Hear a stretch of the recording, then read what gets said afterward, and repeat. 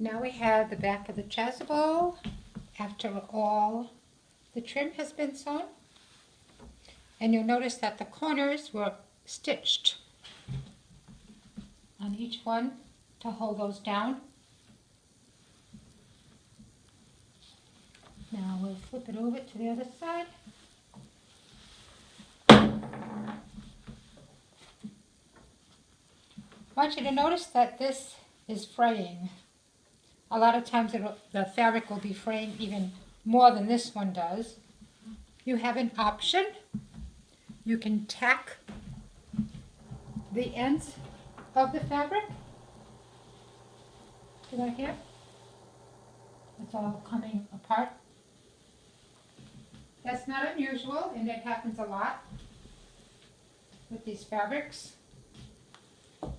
You can choose to do a stitch along the edge.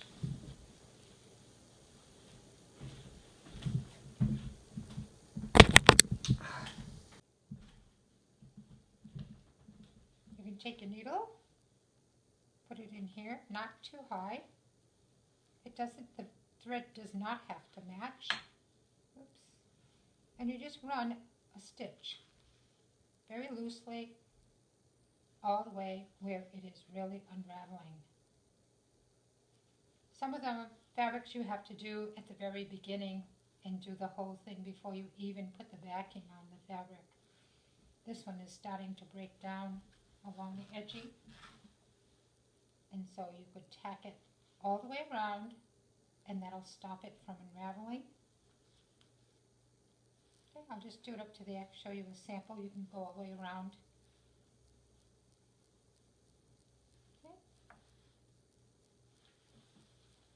Okay, now we're going to work on the outer part of the vestment. I'm going to flip it here. Okay. Let's see. Okay. We start at the edge up here. You're going to have to extend it a little bit because you're going to have to be turning it and attaching it to the front eventually. So I put a pin just about here.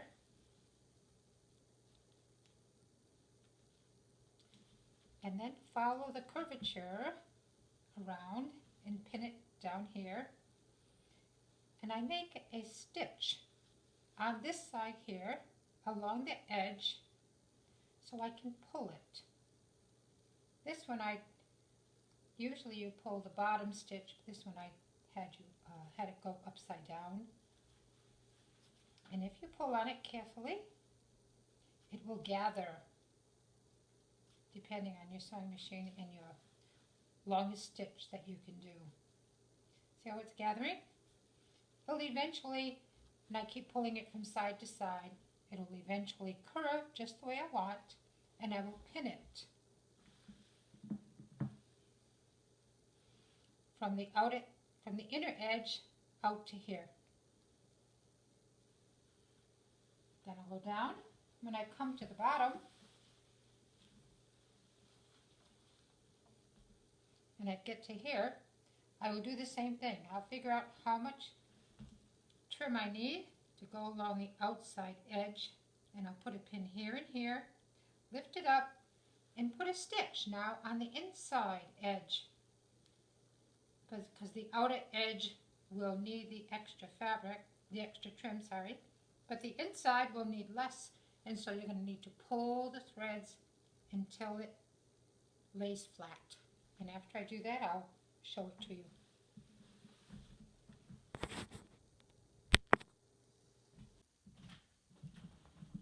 I want to show you how the pins came out at the top.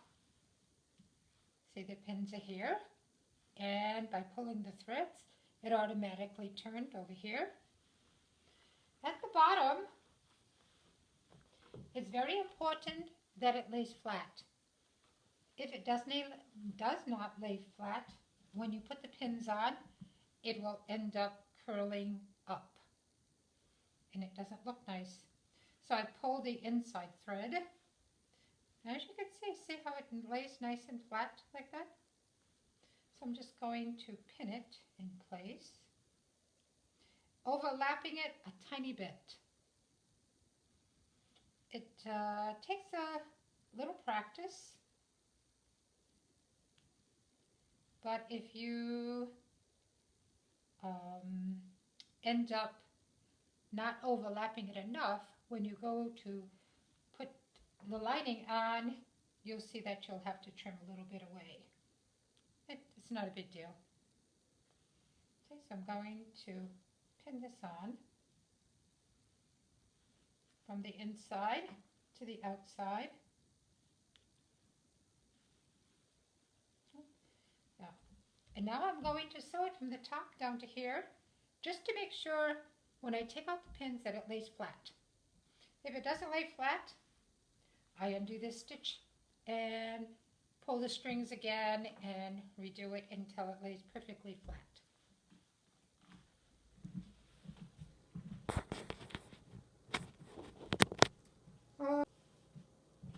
Now I want to show you the top, how it turned out.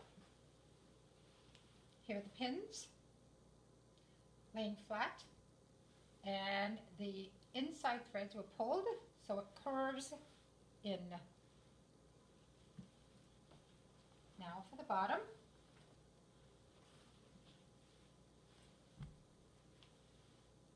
Here you'll see, I'll take these out for you and show you. They curve because I pulled that inside thread. I'm going to overlap it just a tiny bit. And we are going to place the pins around, like so.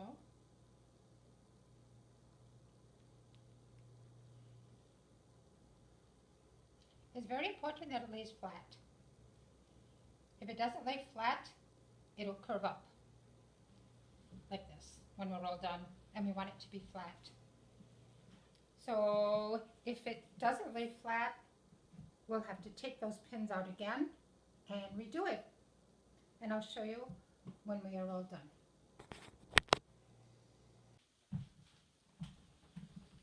I want to show you how this corner was laying flat. It doesn't curl, and so now I can go around to the other side, pin it, lay it flat, and pin it and finish sewing it. Of course, we've done it along that little edge like we did for the trellis veil, because we need the space in through here to put the lining. You can go along and trim those edges, the ones that I didn't sew down.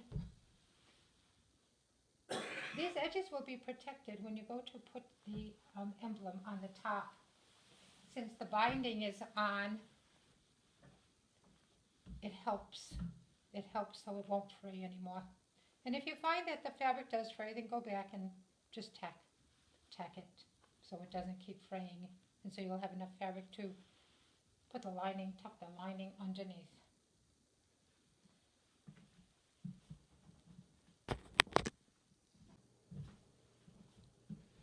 I bet a lot of you see the vestments at your church and the ends are pulling up. What you need to do is undo that lining, take the stitching off,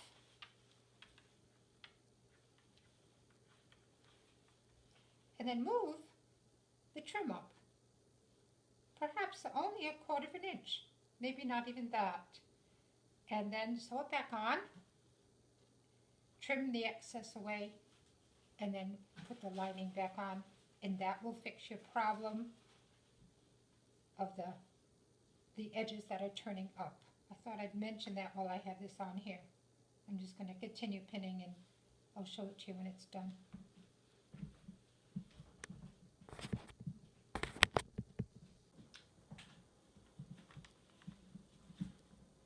I've placed the trim on the top in the back, gathering it in through here on this side here.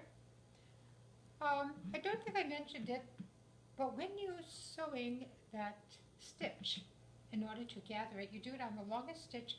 The bottom stitch is always the one that will help you to gather. And if you pull on the top stitch, it'll lock your stitch. So if you're frustrated, that's what happened. So always pull the bottom stitch on your sewing machine, whether you decide to sew on this side or you turn the trim over, so that way the stitch that you want to gather is on the top. Just remember what you've done. And so this is what it'll look like here, laying nice and flat. You don't need to overlap on this inside one because it's going to go underneath the front part of the chasuble. The emblem will go on next. If you find there's a lot of little sections to it, you may want to put some more basting stitches underneath here, just so that stays in place and doesn't move. Okay. Let's see. Sometimes the trim is very stiff, and if the trim that you're using is very stiff, especially on the curves, and you're having a hard time that day, just put it aside. Do something else and come back to it another day. Some days it's just not worth it. You just put it aside, and the next day it just lays nice and flat for some reason. Okay, let's see. I think that's it for now. I'm going to put the emblem on the back now. This one does happen to be an iron-on.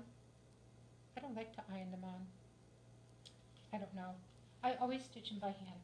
Use a thimble to protect your fingers, and I would again tack them. Add some points here, probably all three, one at the top and then here on the sides, and then do the other little edges here. And depending on how intricate it is, you might want to tack it in different places. Look at it from a distance. Yep, I like how it looks. It looks straight, and be happy with that. Try not to be a perfectionist when you're putting one of these on. If you think, oh, it buckles here a little, it buckles there a little, take it, put it against a wall, hang it up somewhere, stand back at least, oh, I don't know, maybe 8 feet, and look at it. And if you can't see the imperfections, let it go. No one else is going to see them either. Otherwise, it'll take you too long to put the emblems on. I'll get back with you after I put the crosses on the maniple in the stone.